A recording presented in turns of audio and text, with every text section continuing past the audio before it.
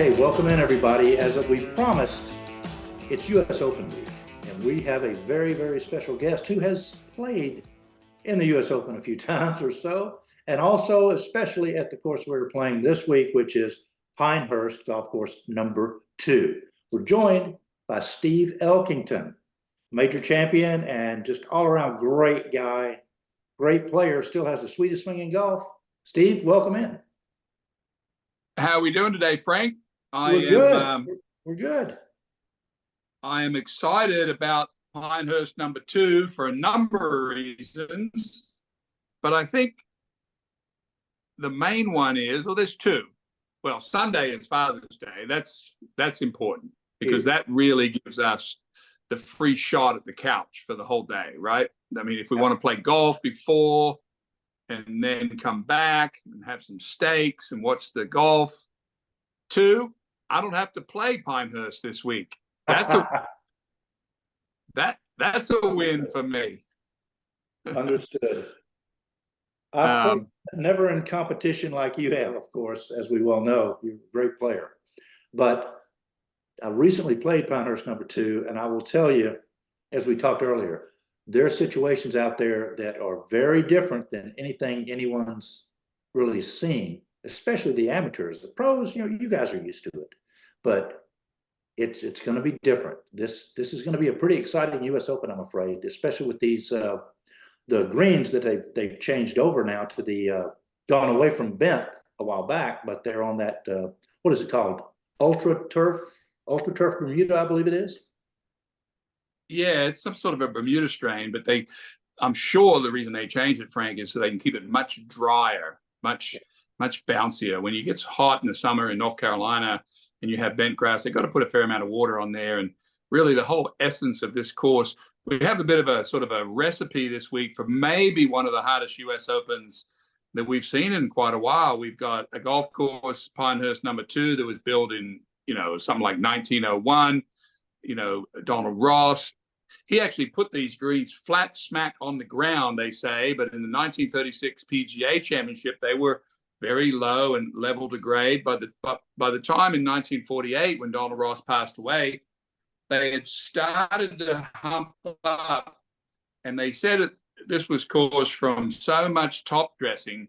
I'll tell you, I would normally do a trivial question with you, Frank, but you already know the answer to this. But who was the assistant greenkeeper at Pinehurst in 1936? I mean, that's a way out there question, but you already know the answer. I'm gonna let you tell I did not know the answer until you told me that in pre-show, though. Okay, I do know the answer. And that was Pete Dye. Pete Dye must have got some of his dastardly tricks, Frank, to build golf courses, because now these greens, Frank, at Pinehurst, we've got fairways, as we always know, but right off the fairways is all sand and wiregrass. They brought back in Crenshaw and Core to come back in.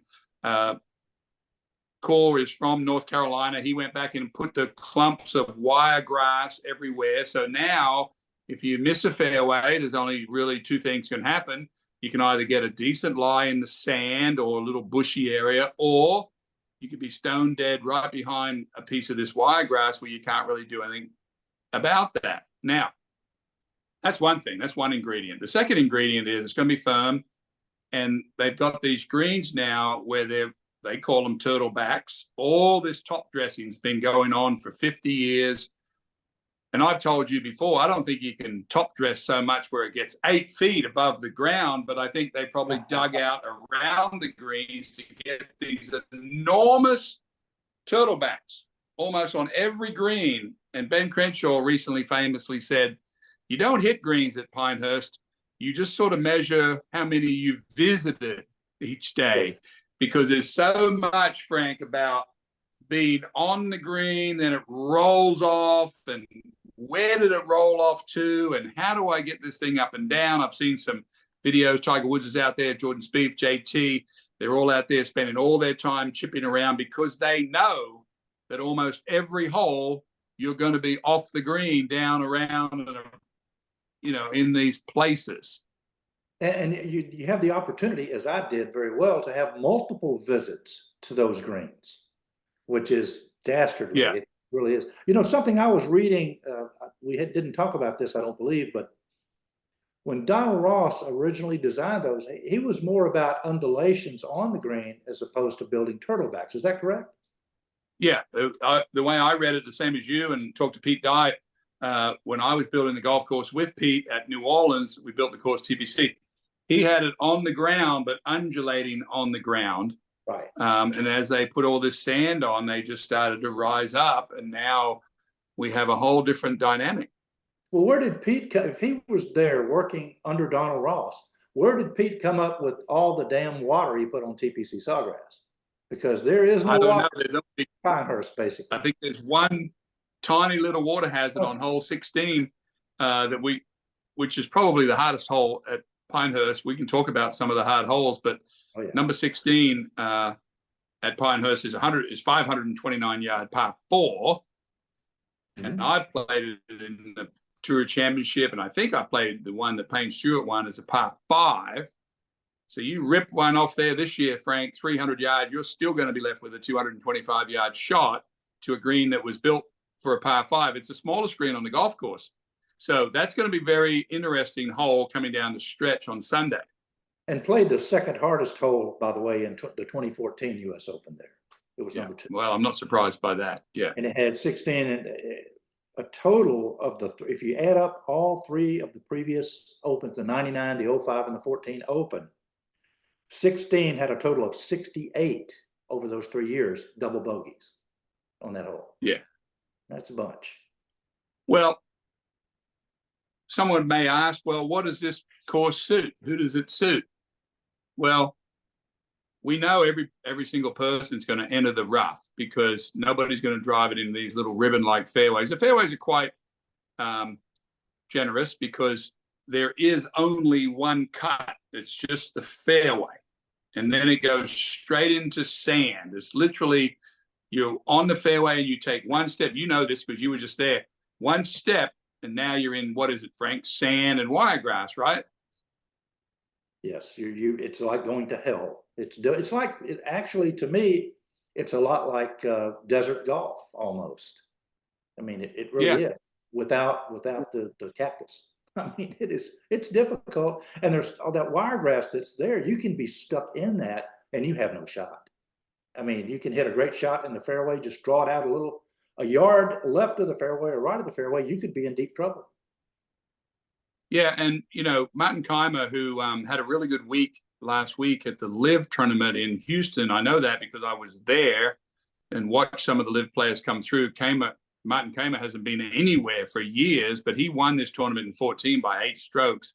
Yes. And I noticed when I look back at some of the video of Keimer winning that year, the wiregrass and the sand was in there, but now here we are 10 years later, it's much more mature now. And I've seen some videos of guys throwing balls in there and it's running in and being lost ball and all these crazy things around. But, you know, it's not a course that if you were suits a person that hits the ball a mile. This is a sort of a position course off the tee, because if you listen to Core and Crenshaw when they came back in and redid the course, they talk. Coore is from Bill Coore is from North Carolina. He was specifically chosen and Crenshaw to help him to bring Pinehurst kind of back to life, and very much part of that was to get these ribbon-like fairways and get this angular approach back into the golf so that it was very awkward if you didn't hit the correct line down a hole to get a shot to actually come in and hold the turtleback greens.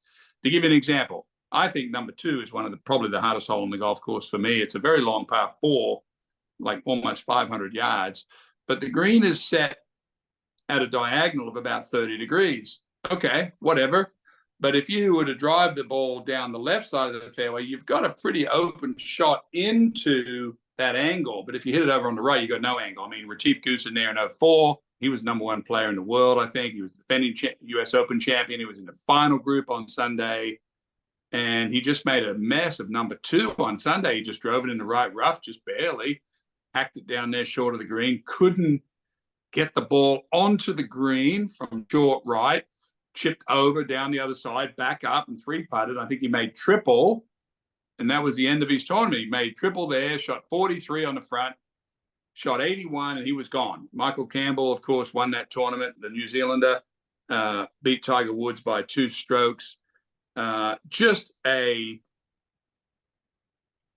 beast of a course, because you and I talk about golf all the time. And when you have a bunch of good players, like tour players, play on a course, Frank, if they hit a good drive down a particular hole and it's in the fairway, the hole's almost over. It's finished.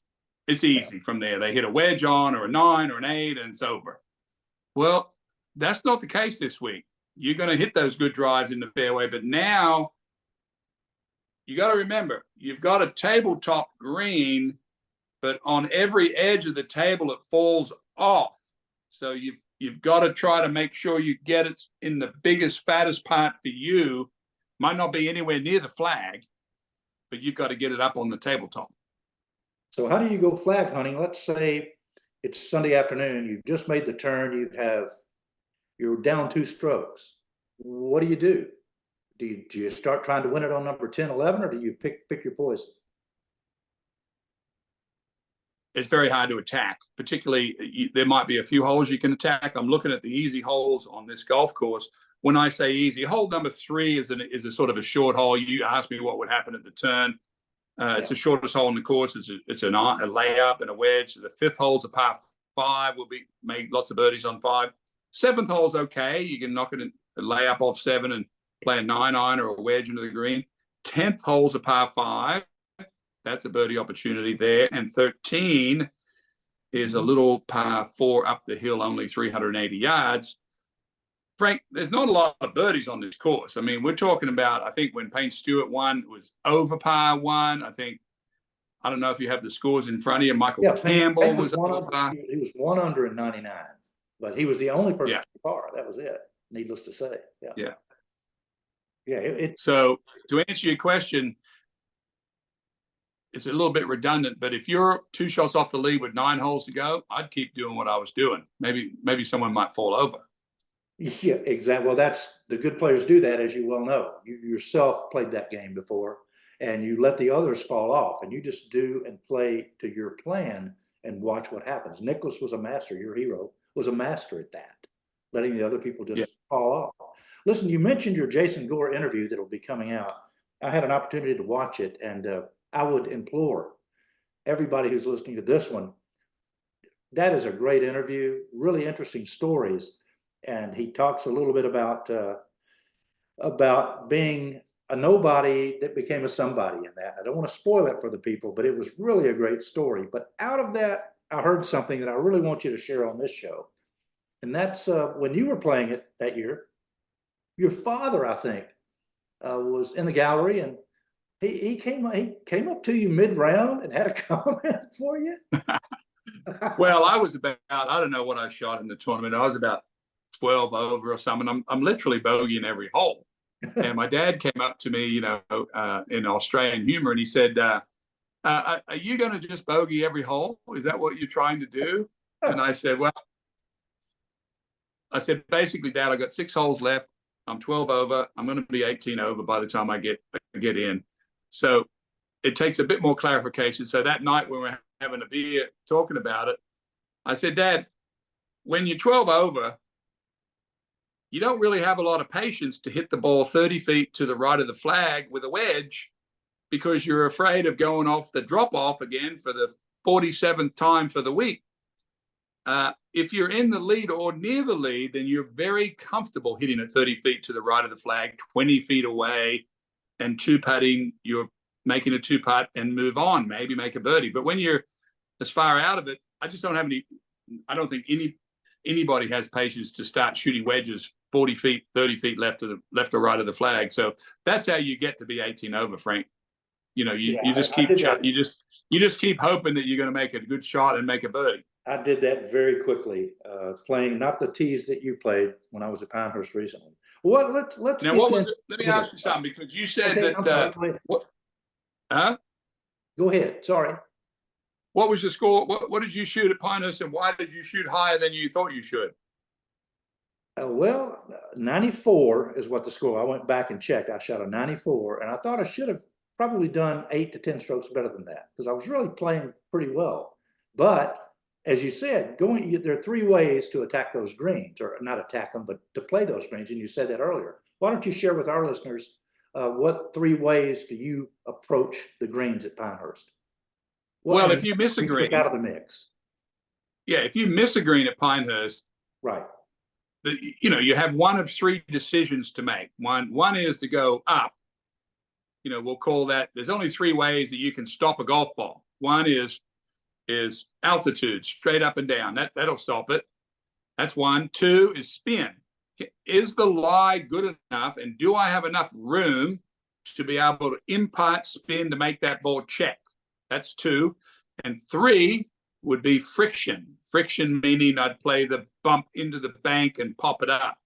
Now, at Pinehurst, that could be putting it.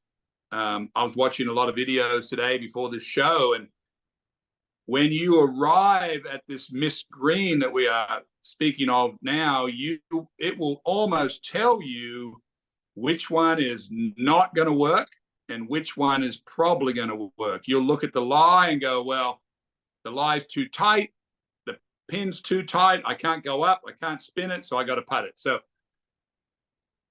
as we start to develop this conversation and we talk about what it's going to take to win this week, we got to look at a player that can. I think the first thing that a player needs this week, Frank, is a brain. I think a brain and someone to be patient. That's not going to blow up. It's not going to blow. Think Jack Nicklaus. Think Tiger Woods at their best. They're not going to blow up.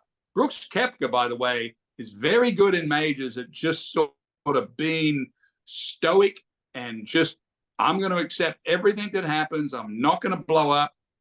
Remember, John Daly, who you and I both love, this number 8, Frank, 520-yard par, this is where he snapped. Remember? He was over, he's this, that, and then he finally just whacked the ball, and I think he went in, didn't he? Is that what happened? He did. He just walked off.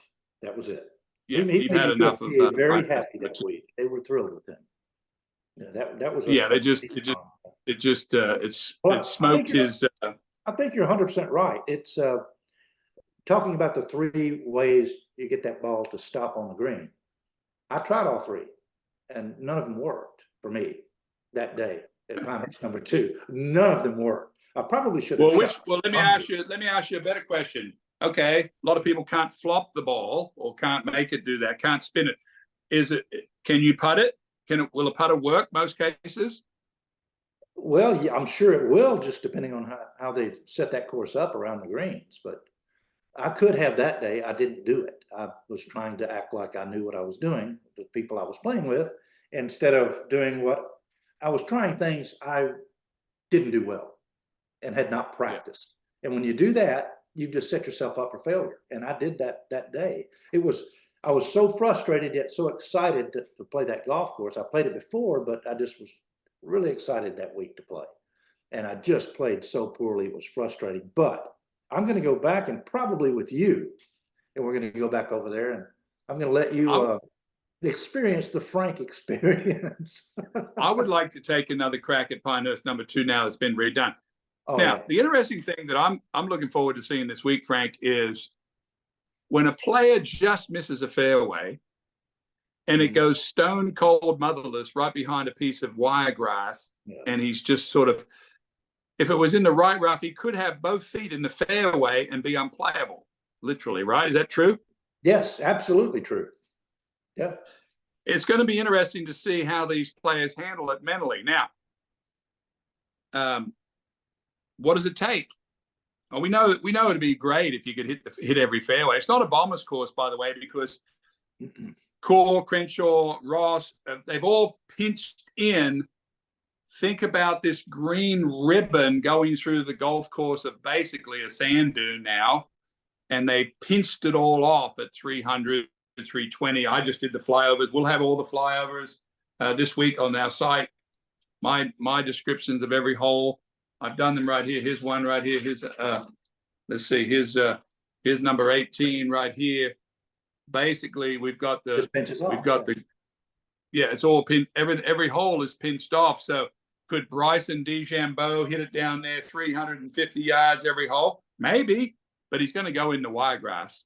He's going to go. Every single person is going to visit the Wiregrass, and I hate to say this because it's getting quite boring, but I've never pre-tournament ever in my life, watching golf for 30 years and playing the tour, seen a course more set up than for number one, Scotty Scheffler. Why is that? He drives the ball good. He curves it both ways really, really well. That's one. He's unflappable. Nothing bothers him. He's not going to blow up. He's number one on our tour at pitching the golf ball. Yeah. He's number one in scrambling. He won the Masters this year with a combination of hitting greens and getting up and down. Mm-hmm. That was what he won it with. There was other guys that had more attributed to their good week, like Ludwig Aberg. His putting was excellent at Augusta. Scotty Scheffler's was not. He did it all with second shots, and when he missed a green, he either chipped in like he did on the first hole the second day, or he did all this crazy pitching of the ball. His short game was off the charts. Who else can do that? You got to figure Xander is playing well, won the PGA. Can he back-to-back majors? I don't know. Bryson DeChambeau, I think, is poised mentally. I think he could finish at the Masters, almost won the PGA. He has got to be a factor. Is someone like Spieth, who's been totally off the rails for ages, best short game we've ever seen. Could he do something this week, Frank? I mean, what are you looking at? What are you thinking? I'm thinking Xander Schauffele because of his short game prowess. He's good. He's good short game too. He really is, and that's going to play into this because nobody's going to hit those greens and stay on them every time. But you can't go against Scotty Scheffler. How do you bet against Scotty Scheffler? He's like a 3-1.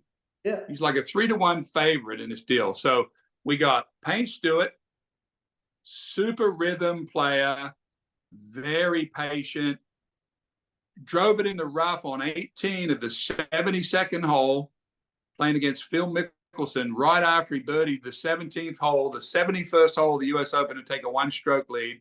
Yep. Punched out of the rough to 100 yards short of the green, didn't try to do too much with the wedge shot to 15, 18 feet, and then he makes it.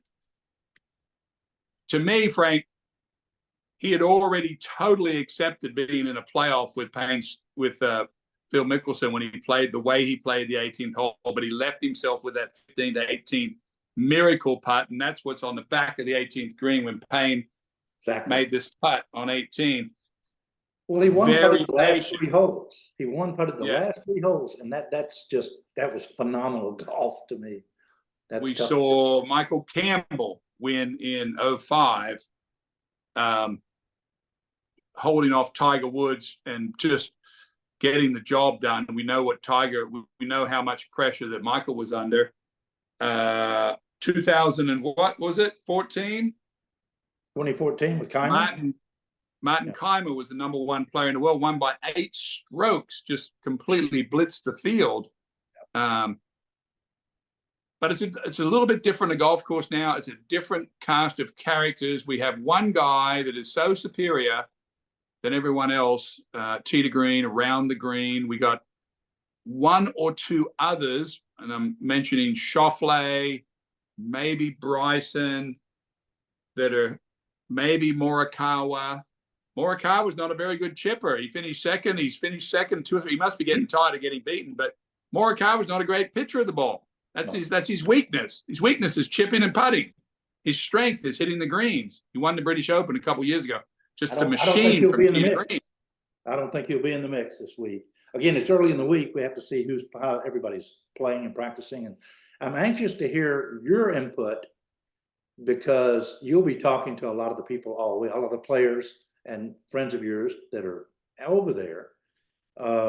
Really anxious to hear what feedback you get this week because I'm sure. Well, yeah, I'll start to hear today. by tonight, I'll start to hear what all my friends, players that are over there, I'll start to hear what they think's capable of happening on this course, and we'll do another show.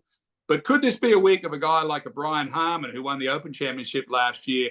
Remember last year, the Open, it always pinched in. Everybody was going everywhere. And then Harman was a shorter player, kept it in play, super weak for up and down. Could it be a week? I'm going to look down the board a little bit further this week, Frank. I'm looking at guys more like Harman than I'm looking at the power players at the top. Yeah, I don't disagree with that a bit. That's I don't know. We'll see more as the week goes on, but yeah, I don't know. So your strategy to play Pinehurst #2 this week. What are your keys to playing this course properly? Well, it's a very interesting, long-winded answer question, but the hardest holes on the course, number 4, which is a converted par 5 into a par 4. It's like 540 yards. Yeah. Used to have the old Hall of Fame was at the back of it up there, Frank, at Pinehurst before they moved it. You remember that? Oh yeah. They used to have it, yeah, and it's a 530-yard par 4, plays downhill. The 6th hole is a par 3 of 240 yards. And remember I talked about that green that I told you number 2 was set this way? Well, number 5 set this way. The opposite, yeah. So it would suit a nice high draw for a right-handed player, but it's 240 yards and it has the turtle back. So if you could explain to me how you're supposed to play a 240-yard par 3, Frank, where it requires a high soft draw from 240 to hold the green, would you write that down for me in your notes and send that over for me for that one? So almost, I think it played the most over par of any hole on the course in 2014. Yeah, the sixth hole was 216 yards. It played the most difficult hole the entire week. That was it. Yeah, it's 242. They play it anywhere from 242 to 212. I think you got on there. And then we've already talked about the 8th. They will call that the John Daly hole where he snapped. Bless his heart. Maybe he didn't snap. Maybe he knew the right thing. He maybe just get off the course before he did snap. Maybe he was smart. And then we've already talked. I should have done that. And we've already talked about the 16th hole, which is normally a par 5, but plays like 530-yard par 4. Yeah. Yeah, 536 and if that, 2014. It was the second hardest hole in 2014. And if that is not enough for you, when you get to 18 is kind of a blind shot up a hill. And really the only thing you sort of see is the top of the clubhouse is one of I think the bell tower up to the left, and that's kind of the aiming point. But there's a big, nasty, bunkery, wasteland looking pinched in piece on the right. I'm sure you'll recall that. Oh yeah. And that's to be avoided at all costs, because that's a sideways chip out. I just think it's going to be a little bit demoralizing, Frank, with some of the players mentally. When they miss a fairway, they know it could be not lost ball. It will be punch out, or can't do much with it, or could get totally lucky. Yeah. And I think that's why this tournament's going to bunch up. I think it's going to bunch up because there's no way for someone to separate themselves to play that well where they won't either visit these places. That's what I'm sort of pre-predicting here. Well, before we get out of here, and we'll delve more into it as the week rolls on, Jack Nicklaus, I think, and I don't have this stat exactly in front of me, but the most consecutive majors played in, Jack Nicklaus, I believe was it 146? Is that correct? Something like that, consecutive majors. Then after that, closest is going to be around 100. Now, Adam Scott got into this by virtue of what's happened, I guess, with poor Grayson Murray, and we didn't say anything about that, but we've all talked about it all week. Our thoughts and prayers are with that family. But Adam's in the tournament. He's at 92 right now, and he's a shoe-in. He plays the Open Championship also. So he'll be at 93.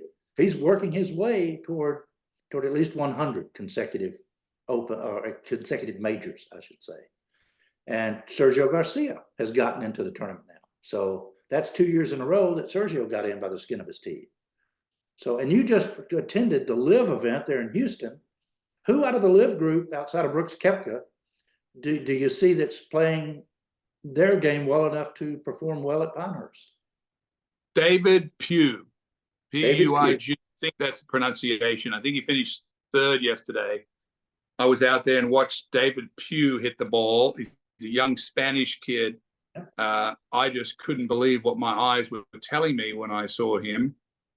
The way he swings, he reminds me of a sort of a Brett Ogle. You remember that name? A thin Australian kid that just absolutely just whipped through the ball. And of course, he finished, I think he finished third yesterday, 13 under. Looked like he was having a hard time on every hole on the back nine. He was still almost going to win the tournament. You know, Martin Kaymer has been nowhere. He finished about fourth yesterday in the tournament. He's been out of nowhere. So funny how biorhythms, we don't have to talk a ton about LIV here today, but biorhythms. Carlos Ortiz won the Houston Open in Houston. His only other victory, he won yesterday in Houston the same time of year. Martin Kaymer won the Open 10 years ago. Now he's back in form slightly right now. I watch and believe in all these sort of things, these biorhythms, Frank. But I want to go back on one person that you said, how would Jack Nicklaus be thinking about playing this course?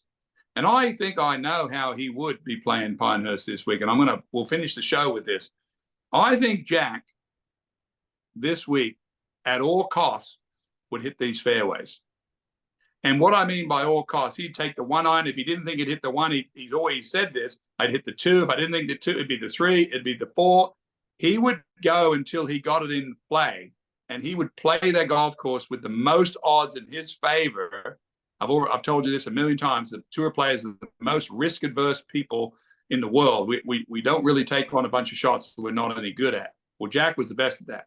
I think Tiger would do the same thing. He'd get this ball in play somehow and try to get as many times on these greens out of 72 that's actual possible. Because at the end of it all, whoever hits the most greens in reg, is it 40? Is it 50? Is it 30? I don't know. If it gets windy, it could be 30. The chipping pressure will be taken away. And look, we talked about it already. Scheffler has all these attributes.